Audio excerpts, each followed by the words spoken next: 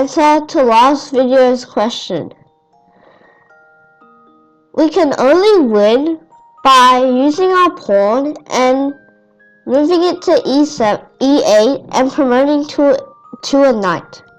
This move forks the king and the queen. When black makes a move to get out of check, for example, king to h7, we will take the queen.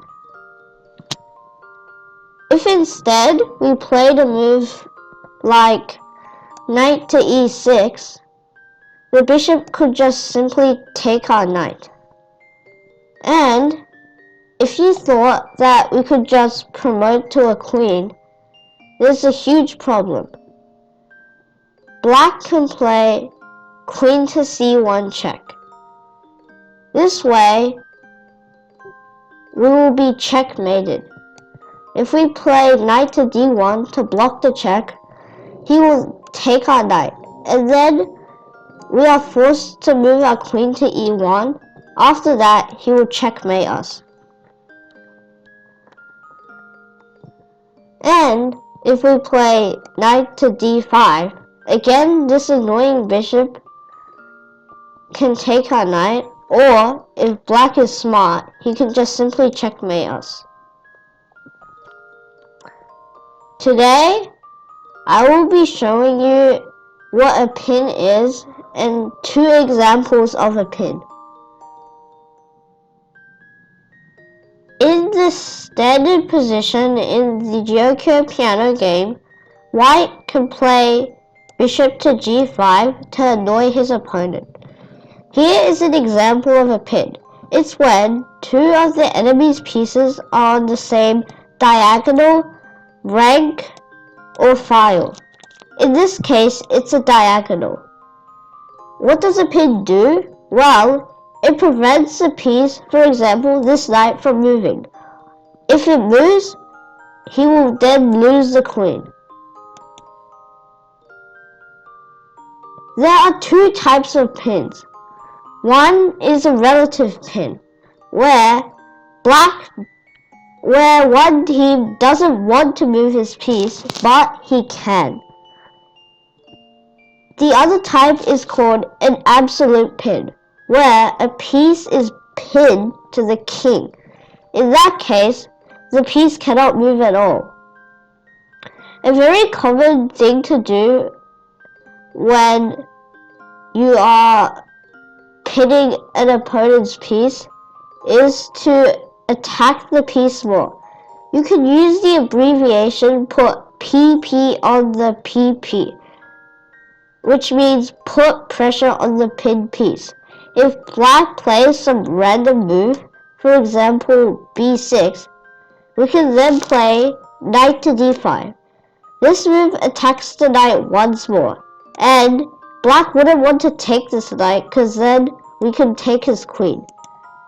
If black, for example, gets really annoyed of this pin and plays something like queen to d7, something very bad will happen to black. We can then take this knight for free. The reason it's for free is because if the g-pawn takes back, we can take the f-pawn with our knight and fork the king and the queen. Also, if he had stayed to the pin and played another move, for example, bishop to b7, developing his bishop, then we could just take, and after he takes back, his pawns are very bad. I will explain to you why this type of pawn structure is bad in a coming video.